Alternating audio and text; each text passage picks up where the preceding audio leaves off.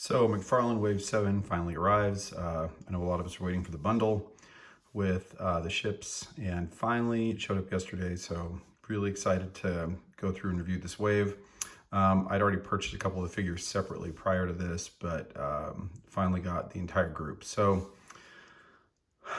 real quick note to start, the stands here, someone asked in the past, I think a couple asked in the past where'd you get the stands. These stands are just from the 7-inch McFarlane line, so I've been able to repurpose those here for this video because I tend to knock figures over.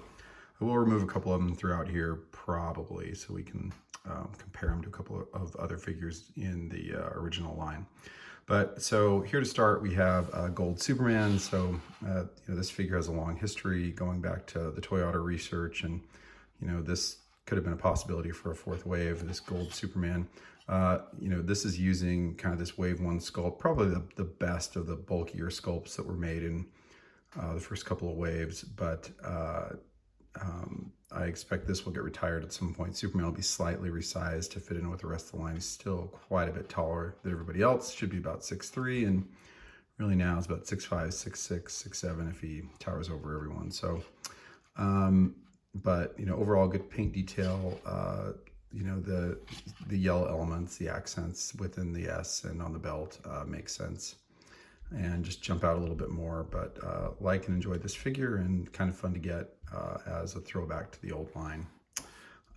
Let's talk about really quickly here Manga Batman. So Manga Batman, I don't know too much about this one. I really pride myself in my DC Comics history, but this one I don't know too much about. I do know that a lot of people have said, hey, this is sort of a great kind of Adam West feel comparison to the 60s TV show, the intro, at least. I've seen a couple of pictures sort of referencing that. It's a nice sort of color of grayish blue. The white outlines are kind of cool because they draw attention to certain elements. I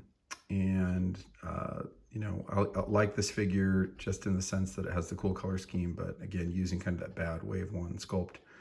I'm assuming they're going to use parts of this for the next wave, which has the Batman Dark Knight Returns figure. And that may be a decent use of this sculpt. We'll see how it all plays out, and all said and done, maybe with the swap of the Dark Knight Detective or the Dark Knight Detective Batman arms and heads, classic Detective Batman arms and head. That might be a better use of tooling along with the rest of this body for kind of a Dark Knight Returns Batman. I always wanted a Dark Knight Returns Batman, so I'm excited to see what that's like. But that kind of puts us at the end of the repaints, and then we get into a couple of other cool figures from the wave. We have Brainiac, so finally sort of the old school Brainiac that we'd see in the Super Friends. This is using the newer sculpts, and has some new tooling here. It looks like new arm tooling, new lower leg tooling, and I believe this is a new belt. Not 100% sure, but I believe it's a new belt. And the collar, it's hard to say. It looks like it's kind of a glued on element, so it could be glued on real tight, not a separate chest piece. If that makes sense. But overall, very cool figure. I did always like the look of the original Superpowers Wave 1 Brainiac, although I never purchased that figure. And so I'll need to get one at some point. I will do a separate review here today with the other Panic in the Sky version of Brainiac and compare the two with their ships. But I did overall like the color elements, the throwback, and the size. Very good overall. So this Blue Beetle, this is including so Blue Beetle, you're saying, where did you get the weapon? That is a gun that was made by Sean Cowan for me when he created a 3D printed resin Blue Beetle figure, which is awesome, by the way. And this was one of the elements that came with it. And I hate the fact that we're not getting basic accessories with figures sometimes. So we neither get the holster nor the gun on this, but overall pretty decent figure. And again, we don't get a view of his eyes, but of course for a $10 or $11 figure, it's really hard to do that in the modern era. There'd be no way to do it with that kind of tooling. And just a quick comparison, here's my RB Customs Blue Beetle, and absolutely love the RB Customs version. Again, you can see his eyes, kind of a contrast to this version. You cannot see its eyes, but overall, this is a very fun figure. Fits very nicely into the bug, and has been a lot of fun to just add to the collection and have a very Superpowers-esque looking Blue Beetle finally. I would have loved this in 1987, so awesome to get this. Let's take a look at Sinestro Corp Sinestro. So, again, mileage may vary. In the last video, we said, this could be a correctly scaled Sinestro, depending on your point of view. Sounds very Star Wars, certain point of view-ish, but it could be a correctly sized Sinestro. He does measure out correctly. If you compare him to my RB Customs Booster Gold, who's supposed to be about 6'5", he towers, or not towers, he's just a hair higher, so it's about 6'7", which is the correct height if you look at the comics, and he is supposed to be taller than Hal Jordan. Again, the older Sinestro used to have sort of a taller head. I think that used to make up for the difference, but in the modern one, they've sort of shrunk the head down depending on the version you're looking at. So comparing this to the RB Customs Hal Jordan, you're going to find through some of my things that I do like metallics sometimes, and I really love the idea that this Sinestro has a metallic paint. The lantern is not metallic, unfortunately. It's that color of yellow, so I'll have to get some metallic yellow paint to spruce it up a bit so it can match my RB Customs Hal Jordan here. But love the look of both of these together. The Shecky Court Jester suit from version 1, it is classic, but I really like the sort of emotional spectrum Green Lantern and Sinestro Corpse versions here. Love the look and how they tie in together. So I can see the back here.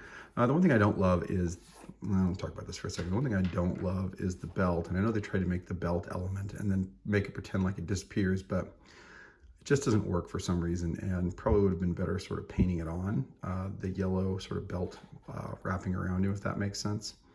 Would have loved to have seen that instead. And I really like this version of Kilowog. This is a great figure.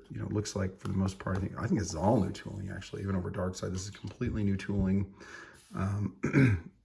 Love this figure, and what a surprise we were going to get him, but fits in very nicely with the line. And again, he's kind of got that sort of olive drab green look that they pioneered with Hal Jordan, and I'm expecting that Guy Gardner will have a very similar look. Although it is kind of interesting when you have the Sinestro Corpse version have the metallic green and then the Green Lanterns do not. Just going to show you a comparison here. So this is one of the figures, and I mentioned earlier I bought some of these in advance. I bought Kilowog in advance, saw one on the shelf and had to get it.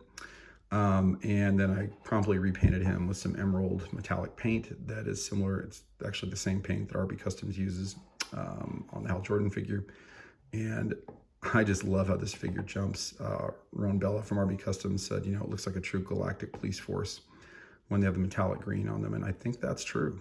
I believe they went with a drab, olive look here to sort of mirror back to the Super Friends and maybe make the green in the package jump in a different way. But honestly, the metallic green seems like it would be a hot seller. So part of me is hoping they come back with a line or a re-release of the Green Lantern Corpse in metallic green, which I have to think would be a hot seller among Superpowers fandom. So like what we got out of this new wave, and like some of the really cool and interesting new figures we have.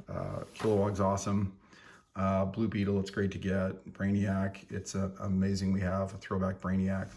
And, love what we saw this wave. So looking forward to the next one. We'll be able to get Guy Gardner, Metamorpho, Booster Gold, and so a lot to celebrate in that wave. It'll be cool also to see a couple of the repaints, or